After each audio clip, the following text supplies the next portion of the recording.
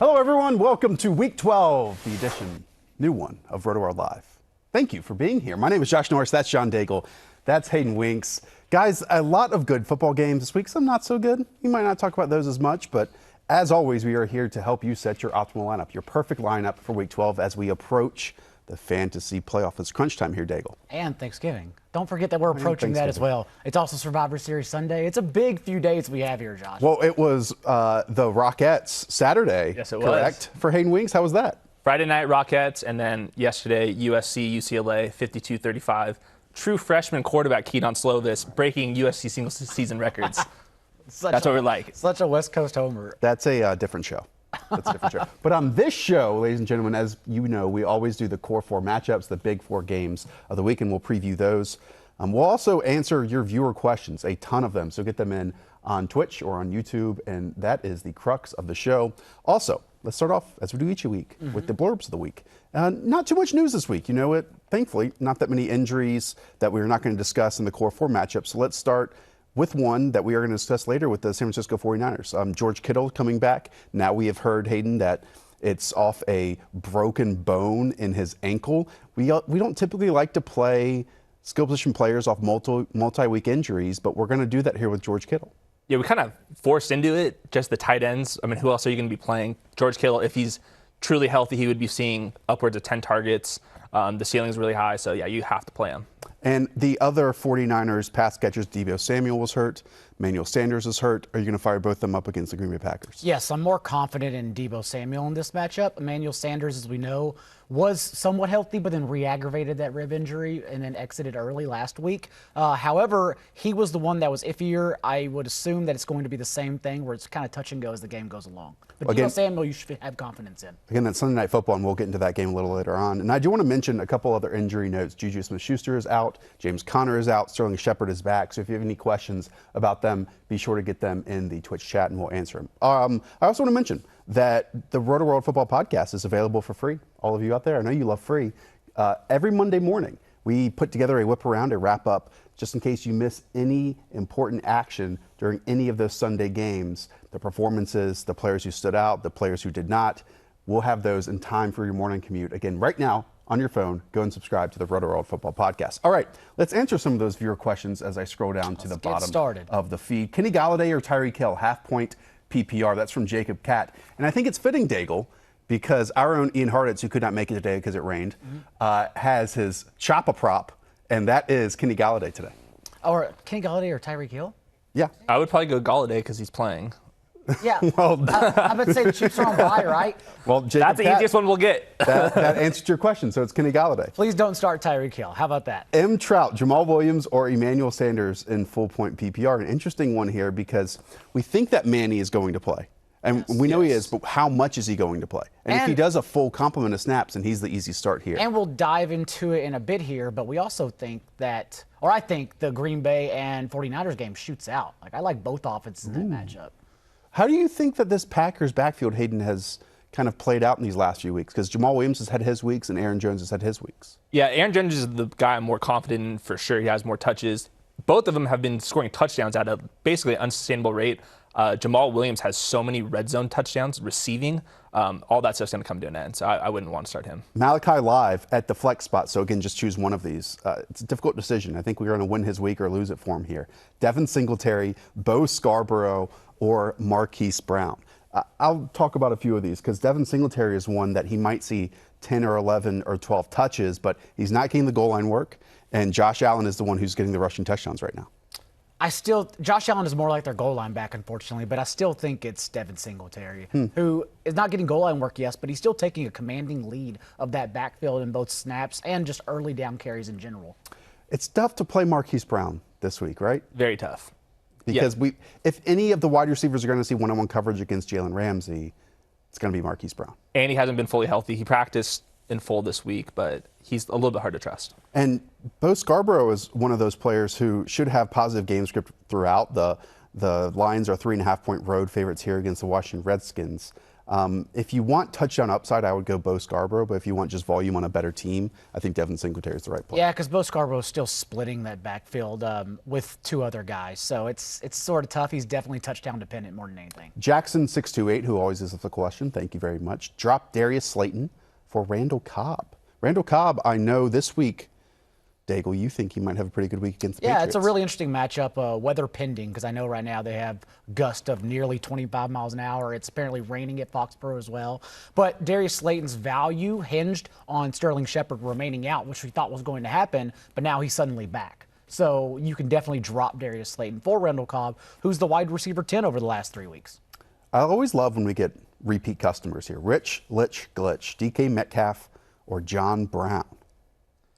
Most weeks it would be John Brown. I think it's a lot closer this week. I might even go DK Metcalf. The targets have actually been there in recent weeks. The matchup is way easier. I like the Seahawks, I like all of them this week. It is an easier matchup, but for me it's still John Brown, whose floor just continues like a top 15 receiver on the year, just not getting enough respect. Everyone's always concerned to play John Brown. I don't understand why. Well, he is facing the Denver Broncos. They are at home, and the Bills are 4-point favorites in this one.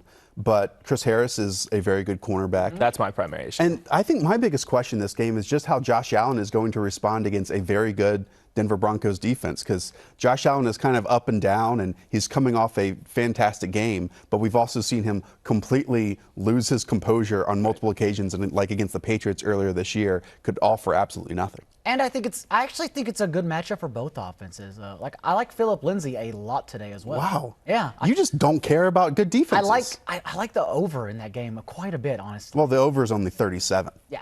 Well, so it's been bet up 2 points already, so it's continuing to increase. But yeah, so I don't know. Let's keep it going. Pick 2, again, Devin Singletary, Marquise Brown, Sterling Shepard, who I mentioned was back, or Golden Tate. That's from Stan Christensen 19. Do you have a read on one of those names that you really like, Hayden? I would definitely avoid Sterling Shepard. I think Golden Tate would be the one. He's in the slot. Sterling Shepard's going to be outside. We've seen Darius Slayton emerge a little bit. I would just avoid that. Avoid him at least. So Golden Tate is one you're picking. So from that one, Devin Singletary or Hollywood Brown? Again, I guess you go Singletary again. Hollywood Brown has played around 45% of snaps the past 2 weeks, but as we know, it's because they've been benching their starters because they're that good in the third quarter. So I don't know if it's so much the injury that's holding them back right now, but either way, and we'll talk about this game in a bit, like maybe that's something we should expect again against the Rams. Micro Brewdog, full point PPR, need to pick up one of these wide receivers. Dede Westbrook, James Washington, or Tyler Boyd. Tyler Boyd is one of those players who, I mean, one, Ryan Finley might be the worst starting quarterback in the NFL right now, not named Mason Rudolph. He's really bad. And they are facing the Pittsburgh Steelers, a defense that could absolutely shut them down. We know Tyler Boyd had like 1 catch for 0 yards last week. So then it goes to James Washington, who might see more targets because there's no Juju, or you have Dede Westbrook and hopefully a bounce back spot here for Nick Foles. I think Dede Westbrook gives you a path to a floor and to a little bit of a ceiling. I think the other two, Tyler Boyd, we know the ceiling is not there, and then James Washington's pretty boomer bust as a downfield weapon. I think unfortunately it's still Tyler Boyd, even though I know it hurts being tied to Ryan Finley. It hurts. He at least was crying about targets, so maybe we'll see a little. Yeah, it is squeaky wheel for Tyler Boyd. How about that? There was a mistranslation, according to this Google Doc that I am reading, on that first one when it was Kenny Galladay Tyreek Hill versus Tyreek Hill. It's not Tyreek Hill. It's Brian Hill. Oh, well, that's easy then. We can keep that just as easy. It's still Kenny Galladay. Still Kenny Galladay. Who, as you said, it was. I just want to correct that because I know some people were embarrassed out there. Right. We don't want people to be embarrassed. We don't want to be flushed faces. It's fine. I will say questions. Brian Hill's a little bit underrated this week. Just throwing it out there. A little bit. The touches are still there. I heard that last week, too. The touches are still there, yeah. I'll say that. He'll be better. All right. Again, let's go to Jackson 628 again, I guess. Last point, full point PPR. David Montgomery, Dede Westbrook, Randall Cobb, or Bo Scarborough. I guess pick one of those. David Montgomery for me, even though the passing game is really, like, it always comes down to Mitch Trubisky, but the passing game is what's the excellent matchup in that one. It's odd, right? Because David Montgomery, they are 6-point favorites, the Bears are at home. Yes. Yet if you look at if the Giants are good anywhere defensively, it's stopping the run up the middle with Leonard Williams and Dexter Lawrence. Right. And I'm not sure if the Bears' offensive line is even good enough to run on those players.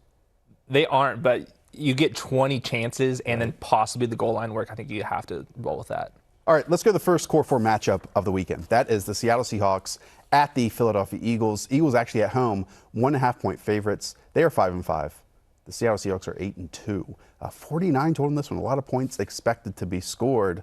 As I just mentioned, Daigle, the Seahawks are underdogs. So how do you think this game is just overall going to play out? There are just so many. I am walking over to the studio this morning. I was trying to figure out the injuries, and sort through all of them.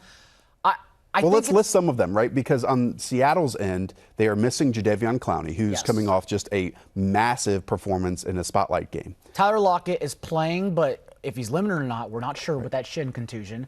The Eagles, you go to that side, of course. Lane Johnson is out at right tackle. The biggest one, but of course they're also missing Aguilar and Jeffrey on the outside. And Jordan Howard in the backfield. And supposedly Jay Ajayi is going to split the work, and what does that even entail? So if we can kind of just outline what this Seattle offense is going to do, because Philadelphia's defense was one we wanted to pick on earlier in the season. Do you think that they can still put up points? Yes, I'm not worried about the Seattle offense. Okay. If it's the Seattle offense that Pete Carroll allows to actually let Russ cook, is what we say. Let Russ cook. We don't know if that's going to happen, really. They will still give Chris Carson 25 touches for absolutely nothing. He'll run straight into the line and fall backwards every time, but that's what they do. It's more about what the Eagles can do, honestly, because their top three receivers are now Ertz, Goddard, and Miles Sanders in order. So even though it's a spectacular matchup, really, it is a week that the Eagles should score 4 touchdowns, can they do it now with even less juice than they had before? And they had nothing before. So, what do they do now? It's a very interesting situation because that also tells you what will happen on Seattle's offensive side of the ball. Well, let's talk about Philadelphia's offensive side because we know that they just wrapped up a game, and it was a close one against the New England Patriots, but they created nothing against that Patriots defense. Yet, it's a drastic step down from that Patriots defense to the Seattle defense, even more so without Jadeveon Clowney. Hayden, are you confident in any pieces on this Eagles offense? Definitely Zach Ertz. I think he's probably the tight end one this week. I mean, we can see 15 targets.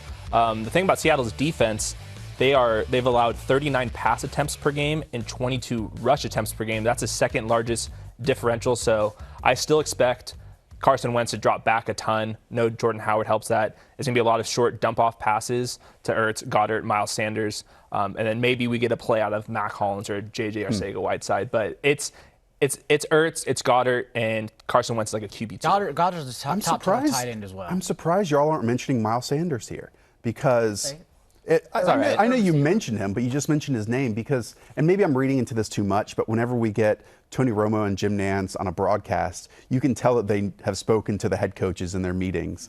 And they basically said that Miles Sanders is a superstar. I would not go that far with Miles Sanders, but I feel like a broken record saying this, that if there are any explosive playmakers on Philadelphia's offense, it's Miles Sanders. I don't know if it will become anything, but I really do think they give Ajayi a prominent role today. I really do think that. And with how much focus is on Lane Johnson being out, I don't know right now if Seahawks have defensive ends that can maximize on that lack of talent right now at the tackle spots. Or not a secondary either. No. So, okay, let's keep going with your viewer questions. Can I start Carson Wentz with Nelson Aguilar and Alshon Jeffrey out? That's from Hamlet 21. Yeah, absolutely. I think those two being out now, he has no ceiling. His ceiling's kind of under 300 yards, but you can still easily get 260 and 2 or 3 touchdowns from him. It's a great matchup. Let's ask another Carson Wentz question. This is from Dare to be Danny. Would you go Carson Wentz then, or would you go Dak Prescott against the New England Patriots defense? Dak Prescott for sure. If all the weapons were healthy, then it'd be a closer decision, but Dak Prescott's just been so much better. And we'll talk about that Cowboys-Patriots game a little bit later. Yeah, because we're going to get a lot of Dak questions today. Naratza, Devin Singletary, or Kareem Hunt in standard? He's said a lot of Devin Singletary already, but Kareem Hunt has had a primary role in this Cleveland offense. Yeah, he has. In a PPR league, I think it's a lot closer. I think in standard league, I'm not sure how many carries and goal line opportunities Kareem Hunt's going to get. So I would go Devin Singletary. But in a PPR league, I like Kareem Hunt's upside. Yeah, because Hunt's accounted for a 24% target share since he came back. But again, that does us no good in standard. He's only gotten 17% of the running back carries. So you're basically baking on which one scores a touchdown there. Yeah. And Josh Allen is the red zone running back for the Bills. I could also see Cleveland giving Kareem Hunt some carries in this game, more so than usual, because they're 10.5-point home favorites here against the Miami Dolphins. Let's say they're up by 10.5 at halftime, then that goes to 17 points in the fourth quarter. Then Kareem Hunt is the backup running back who you haven't given a lot of carries to. It would make sense, despite what we have seen from in the past couple weeks, if Kareem Hunt does get more of a workload on the ground. Yeah, I will say Kareem Hunt definitely has the higher upside with a higher total, and I think he's a better player. But I think the safer floor in a standard league would be Singletary. Fez56, should I flex Tevin Coleman or Dallas Goedert? We just mentioned Dallas Goedert and how he's kind of like a top 8 tight end.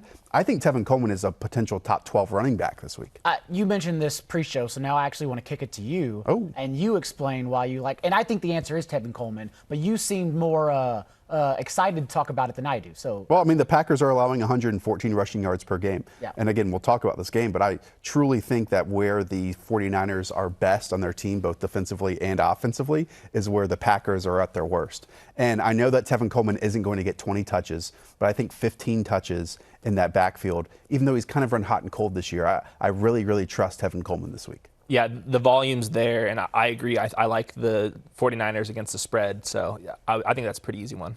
We saw Darius Geis pop up last week. It was a lot in garbage time. Kind of. And it's all garbage time. Yeah. This is from The Fiend 316. Darius Geis or Miles Sanders at the flex. Fiend's fighting Daniel Bryan tonight, by the way. I didn't know if you know that. No, I didn't. And the answer is Miles Sanders. Who is The Fiend?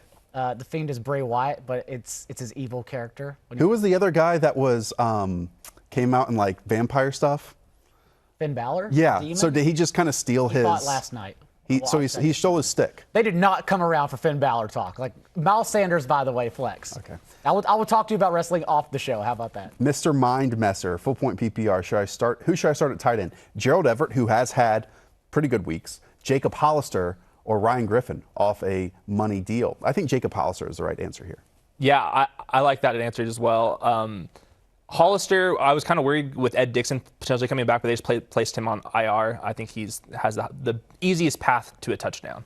Jacob Hollister will likely play. No, actually, Ryan Griffin's going to play the most snaps among that group.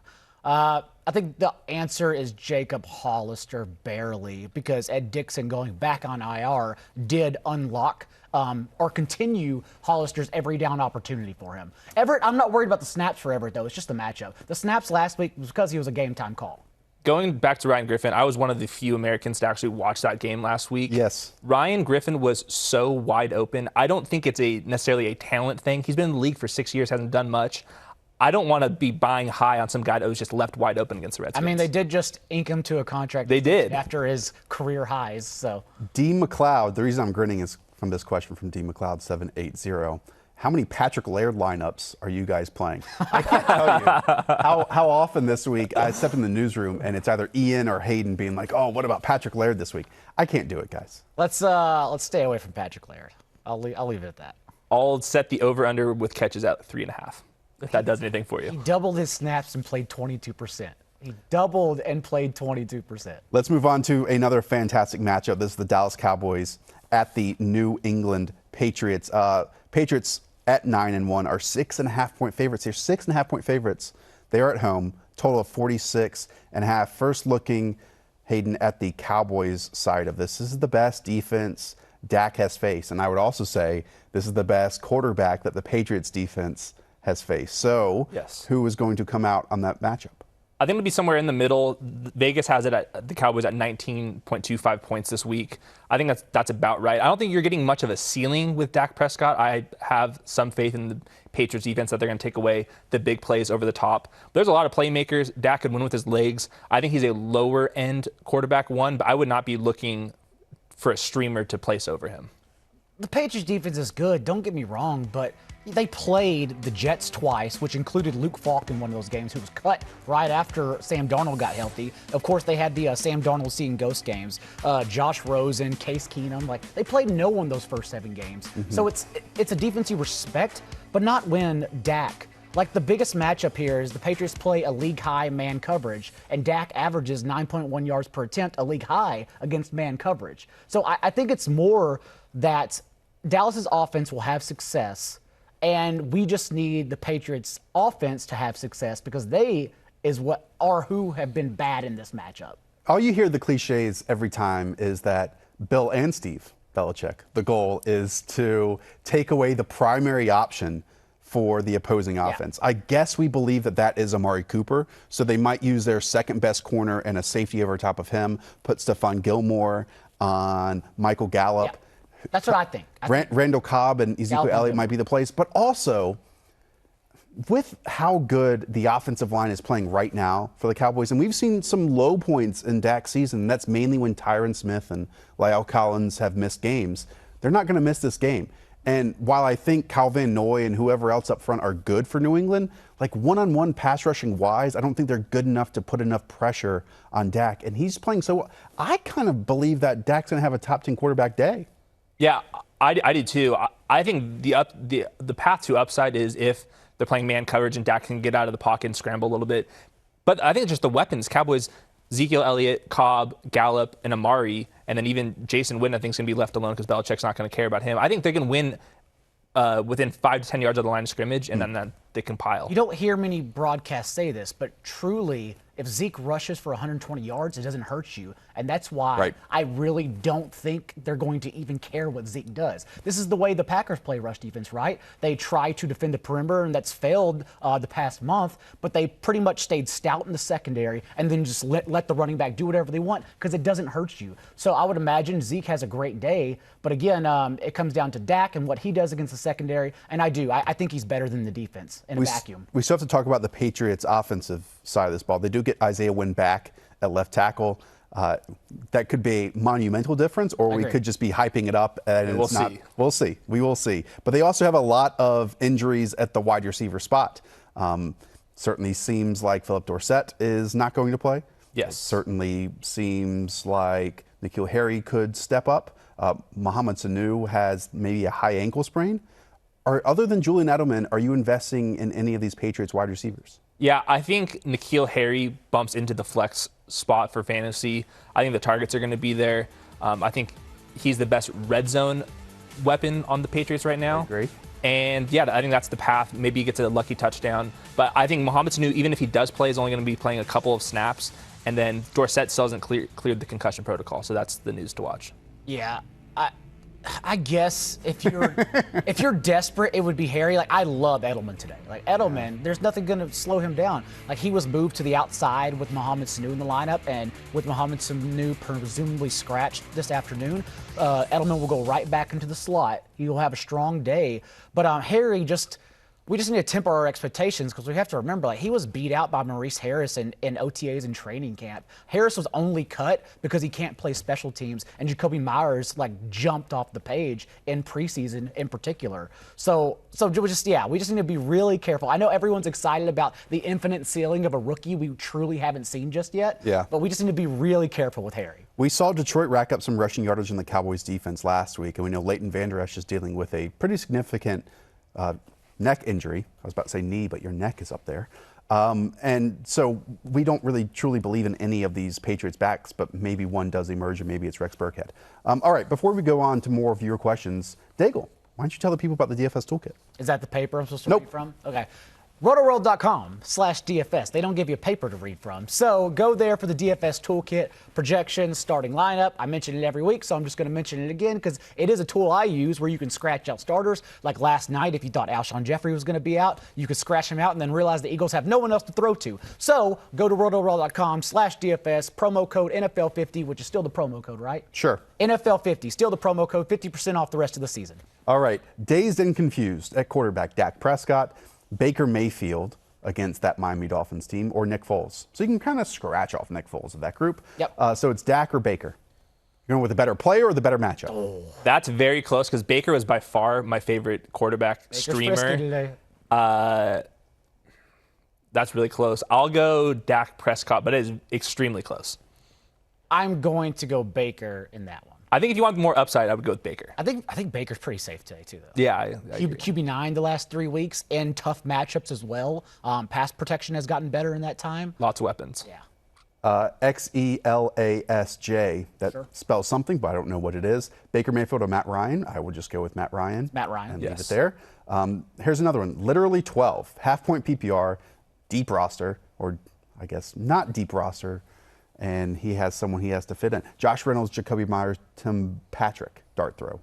Oh, Tim Patrick. Tim Patrick. I agree. I like Tim So I Patrick. say the same exact thing. He's a big guy. He might be kind of good. We'll see. Big guy. Brandon Allen usually gives his receivers chances. Like he has to lead the league in 50-50 balls, and there's no way for me to have a metric to find that, but he gives everyone jump balls and just gives them an opportunity. Came back, injured reserve, and played. What did he play? 72% of snaps. Yeah, and got 8 targets. Good amount of targets. Yeah. So I like him second week back off injured reserve. DJ Q-Tip, I think this is an easy one. Miles Sanders or James Washington? I'm going Miles Sanders.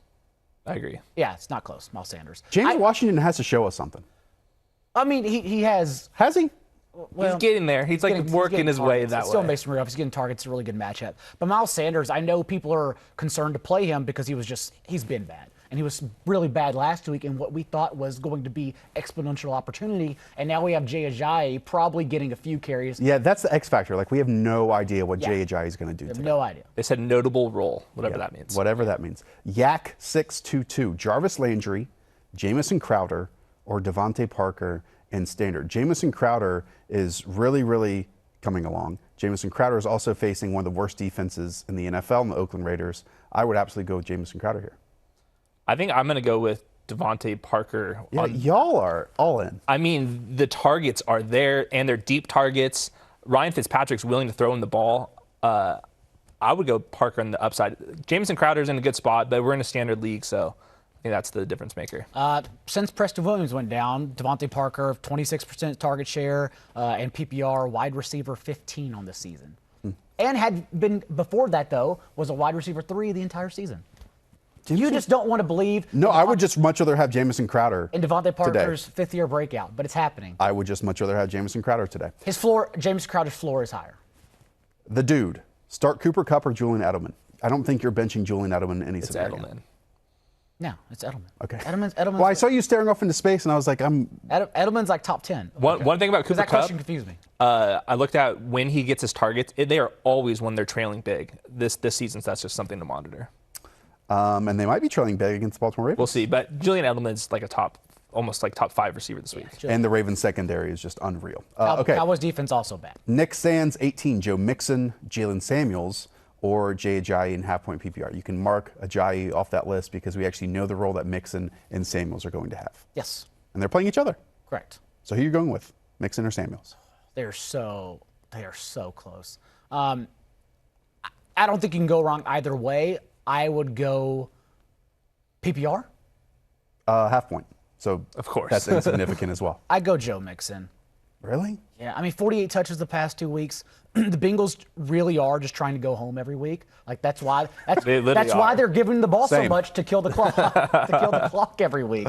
Like it's pathetic. But I mean, he's not even splitting. Like Giovanni Bernard is playing. He played 50% of the snaps last week, but he's not getting touches. Like it's still Joe Mixon's backfield. Do you agree? Yes. so close. Benny Snell's back, so maybe that's the difference maker. We'll see. That's such I a know that's weird little funny, wrinkle to throw I in. know it's funny, but it is an X factor. No, It I mean, he really might is. be the goal line back. Yeah. All right. I actually had these thoughts this morning as I was building. He's not good, but he's big, and they might throw him out It the goal makes line. sense. Let's talk about Sunday Night Football. That is the Green Bay Packers at the San Francisco 49ers. As we know, the Packers are 8-2. The 49ers are 9-1. 46 total in this game, with the 49ers at home as 3-point favorites. First, looking at the Packers side of this, Hayden, Aaron Rodgers really hasn't dominated great defenses, and I know we have a full screen coming up on that. But can he do that this week against the San Francisco 49ers defense, which just has so much pass rushing power that they can throw at you? Right. Aaron Rodgers is the quarterback 9 on the season right now. That includes the 5-touchdown game against the Raiders. Outside of that, it's been pretty rough. And 49ers defense, second in pass DVOA, number 1 adjusted sack rate, and the number 1 against the 20-yard passes. I think Aaron Rodgers is a high-end quarterback too. I would go Baker Mayfield over him easily. I'm not too optimistic with Rodgers. What's funny is I'm not too worried. I just think he lacks the ceiling in this game because I think it sets up really well for Aaron Jones and Jamal Williams alike. Like I think it's a game that both teams don't find too many issues scoring, but it's because their rushing attacks should both just attack one another. And here's that full screen. I mean, look, those are 4 good defenses, and the 5th one will be San Francisco. And he has 4 touchdowns combined. And then obviously not even picture there, just the past 2 weeks, right? Chargers and Carolina, not in that realm of defense, but 160 yards and 233 yards, 1 touchdown for him. And I want to bring up that Chargers game because if I am a Packers fan, I am afraid of this matchup because it reminds me so much of that Chargers, except the 49ers are better everywhere. Like how that Chargers defensive line with Joey Bosa and Melvin Ingram and whoever else were able to loop inside, create havoc across the middle. The 49ers can do the exact same thing. They definitely can. Yeah, they definitely can. Going back, volume concerns with both teams try to run the ball. The one guy on the Packers is Devontae Adams. The targets are there. They're better. Devontae Adams is way better when the Packers are trailing. That goes back to last year, too. Mm-hmm. I think he's the safest option. Your Allen Lazards, your Marcus Valdez-Scantlings, all those guys can be thrown away. Same with Jimmy Graham. It's Adams, and that's it. Yeah, Devontae Adams is such a good play. I think that goes without saying. 49ers side of this equation, there are questions around many of them. We started the show with George Kittle, Emmanuel Sanders. Who do you start? Who are you confident in? Among the 49ers? Yeah. I know George Kittle reportedly playing through what'd they say? A broken bone in his ankle. Some type of fracture in his ankle. But even so, we always yell about this because the tight end position as a whole is just such a dark hole you don't want to go down. So even if you get Kittle's floor on limited snaps in the 49ers offense, you take it. You start Kittle. Unless you have Hollister or Goddard, I guess, available to stream. But can you imagine, would you stream Goddard over George Kittle? No, okay, absolutely not. And let's look at the running backs, too, because this is one that we talked about earlier. I am super confident in Tevin Coleman, even if it is just 13 to 14 touches in this game. Mostert's still a flex play. And was about to say that. Mostert is still absolutely viable, and I think you can count on over 10 touches for him as well. And Deebo Samuel as well. Mm-hmm. You said who else you can start? Deebo Samuel, obviously, has been great the past 2 weeks. Breaking tackles, just an explosive big rookie. And I was not worried about his injury midweek anyhow, right? He banged it up last week, but then he came back in the game and played through, whereas Sanders couldn't even return.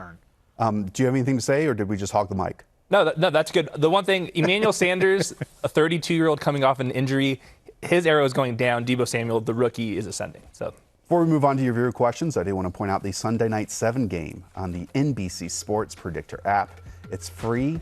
It's easy. Just make 7 simple predictions about what will happen in Sunday Night Football for your chance at the $2 million in guaranteed cash prizes. What would we do with that? Who knows? It's a dream. $100,000 is up for grabs in each contest. Again, that's the Sunday Night 7 on the NBC Sports Predictor app. Go and download that right now, and Dago write some content for it as well. All right, more viewer questions. One for his flex from What's Up 14. Cooper Kupp, David Montgomery, or DJ Moore with Marshawn Lattimore out? It's a difficult one. He probably made that account in 2003 and regrets it now. I was getting ready. Well, I don't think Twitter I heard was DJ around Moore back then. Yeah, DJ Moore, who I think Pat has a top 12 wide receiver this week. That's correct. Even with Kyle Allen being absolute trash can of a quarterback, DJ Moore is still getting his because his throws are basically layups. The A-dot is lower, much lower than Curtis Samuel. Yeah, and a lot of opportunities too. Even if it's Kyle Allen, if you get upwards of 10 to 12, 13 targets, you're going to score points. He's led them in target share the past month. Since they came back from a bye, they have developed a rapport with one another. And then, as the graphic says, as the question says, Marshawn Lattimore out. That's where DJ Moore plays in the perimeter. Man, it's difficult to sit Cooper Kupp at this point in the fantasy calendar, though. I understand a couple weeks ago he had no catches, but before that he was basically a wide receiver 1 on the season. The floor is just so gone, though, and we're likely going to have Robert Woods and Brandon Cooks back. Yeah. I haven't lost complete faith because it's still Cooper Kupp, and the offense could rebound a little bit, but you can't just pretend like these last blindly. 4 weeks didn't happen. And he faces Marlon Humphrey. Yes. His last 5 games, per friend of the show, Rich Rebar, wide receiver, 58, 31, number 2 overall, 88, and 43.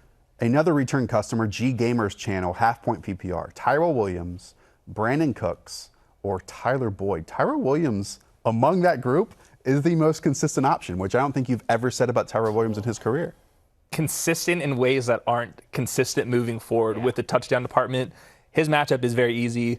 I would probably go him. Yeah, it's a tough one because Brandon Cooks is obviously coming off multi-week head injury, and Tyler Boyd had 1 catch for 0 yards last week. And over the last month, like this used to be concentrated targetry. It was only Tyrell Williams and Darren Waller. But then over the last month for the Raiders, it's been Hunter Renfrow getting involved. And now he had a team high target share along with Waller in that span. So Tyrell Williams has to turn his 4 targets per game into something, and DPIs go and offensive penalties go against him as well. So it's just so few opportunities when they don't throw deep at all. We have another Tyrell Williams question from XC Mercy, who says we've been on point.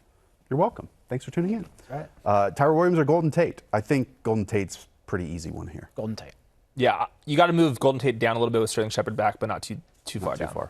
Okay, Michael Gallup, John Brown, Deebo Samuel, and Curtis Samuel. Sit one It's a good lineup. of those names.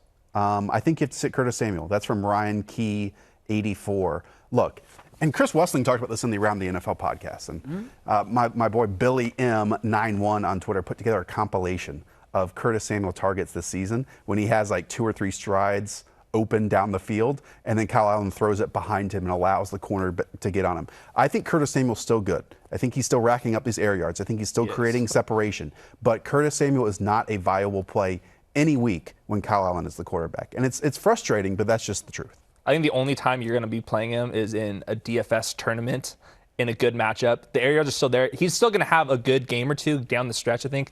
But, I mean, the floor is literally non-existent. He's Panthers Marvin Jones. Cisco 9. Do you remember Cisco? I know you weren't around for Cisco. No. You are so young. I have no idea what you're talking about. Name one Cisco song. We only had one, basically. You don't know one. You didn't I would miss probably recognize it if you sang it. You would recognize it. It's about a garment. You didn't miss anything. I know that song. Okay, I know that song. Trust me, you didn't miss anything. I know that song.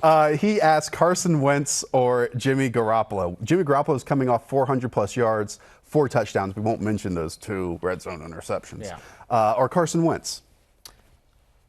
Perhaps Garoppolo's ceiling's higher, but I'm taking the floor with Wentz. Because it's a really good matchup against the Seahawks. The Seahawks were not hitting the quarterback and not reaching the quarterback anyways, right? And now they don't have their best pass rusher. Brandon Northcutt is in a difficult spot at quarterback. Ryan Tannehill or Nick Foles. Tannehill, and they're playing each other. Tannehill are 3-point home favorites here against that Jacksonville defense. I would say I am more nervous about playing the Titans defense or facing them than I am about the Jaguars defense. And I would play Ryan Tannehill over Foles. I agree. Tannehill's been the most improved passer statistically in terms of accuracy. Both those teams are just going to be running the ball a lot, though. So It's going to be a heavy dose of the run. Lots of Derrick Henry today. I think I actually take Nick Foles. Okay. I think Foles has a little slighter, higher ceiling. So Yeah, I don't think that you just don't need, they're not going to need Ryan Tannehill today. It's a big Derrick Henry. Derrick Henry is going 100 yards and 2 touchdowns. It's a big Derrick Henry. And if he doesn't, then Mike Vrabel has no clue what he's doing. Says a guy sitting in a studio in a chair that's too big for him. Okay, toast tacos. Emmanuel Sanders, James Washington, sounds like my morning, or Dallas Goedert. Who are you going with those 3? I think if Emmanuel Sanders is playing, you play Emmanuel Sanders. it's not Goddard out of those 3. So then it's Emmanuel Sanders versus James Washington. We get a lot of, and just for everyone out there, the tight end flex questions, it's so hard to recommend flexing a tight end because their floors are just so volatile. You can take a goose egg any week. So it's always just better to take a receiver for the floor, even if we know he's going to be limited. It's so much safer than a Goddard. And I love Goddard today, but at the tight end position, not as a receiver. Let's go to the final core 4 matchup. That's the Monday Night Football. It's the 8-2 Baltimore Ravens, favorites on the road against the Los Angeles Rams, 46.5 total in this game. First, looking at the Baltimore Ravens, who are probably the best team in football right now. They toppled the Patriots defense, a very good defensive unit. Hayden, can they do the same thing against this LA Rams defense, which that's their identity right now? It is. I looked at where the Ravens are running the ball, and a lot of it is off tackle. That includes Mark Ingram. Obviously, Lamar Jackson's doing that. I think that's where you could beat the Rams on the defensive line is on the end. So maybe it's not as big of a deal as what it looks like on paper, but it's definitely a tough matchup. Lamar Jackson's still the QB1 in my rankings. You can't move him off of that. And then Mark Ingram's an RB2 like he is every week. It's a big Ravens game. Vegas has taken in 82% of their bets on the Ravens. So It's always better to be on the bookmaker side for that, but that's literally the only argument you have for the Rams is just to be opposite the public because it is very clearly an overmatched Rams team against the Ravens, who are now amazing on both sides of the ball. They really are complete. And this Rams team, again, look how good they are defensively. And Aaron Donald is playing at a high level. Corey Littleton is maybe one of the more underrated players across the league at linebacker. Their safeties have really come into their own as well, and obviously adding a talent like Jalen Ramsey on the outside. And it's just amazing what Marquise Brown can do and Mark Andrews can do with just limited snaps. But they're super efficient. They are super efficient as passers as well. Who's not an efficient passer is Jared Goff. So let's talk about that Rams offense. Is this matchup for Goff and company as terrifying, Daigle, as it looks on paper? Yeah. It truly is. It's really a nightmare. Since they added Marcus Peters, not one receiver has gone over 90 yards in a single game against them. And that includes Mohamed Sanu's 100% of the snaps outing in that blowout against the Patriots. You can't throw on them. You can run on them, but they're not going to let you run on them because they'll probably have a 2-score lead. So it really is a disastrous game. It's a disastrous matchup. Baltimore's played the Seahawks, the Patriots, and Texans recently. They've given up 14.3 points on average against those guys. Deshaun Watson was like everyone was mentioning him as like oh, go ahead. I mean, look at this. Yeah. They are scoring basically 10 points fewer this year. And by the way, 10 fewer points than like the Ravens. The Ravens are basically scoring 34.5 this year as well. The rushing yards are a major issue. Todd Gurley not being involved in the passing game, and the turnovers. And the turnovers, what? Hayden, come down to pressure. Yes, and that's not even just interceptions. That's Jared Goff standing in the pocket and getting the ball ripped out of his hands. So yeah, and Rob Havenstein, the right tackle, remains doubtful. I mean, again, it's only a 3-point spread the last time I looked. That's crazy to me. Is that a little Hayden special? It should be like 5 points, 6 points. At the very least. At the very least. All right, let's go, not rapid fire, but go through a number of questions before we finish out the show. Talk some more big slate picture. VT Fish 9-6, Josh Allen or Baker Mayfield? Baker Mayfield. Baker Mayfield. But Josh Allen kind of, I mean, it's not an easy matchup today against this Denver Broncos defense. But it's one where Josh Allen, I think, no matter what, gives you that like rushing floor. He does. I'm just worried that game's going to be over really quick. Both teams run the ball a little bit. I think Baker Mayfield just has the ceiling. I know Josh Allen can run it up, but Odell, Jarvis, Kareem Hunt, Nick Chubb. I mean, I think all those guys are Do we think the Browns have figured it out, Daigle? I don't think it matters in this matchup.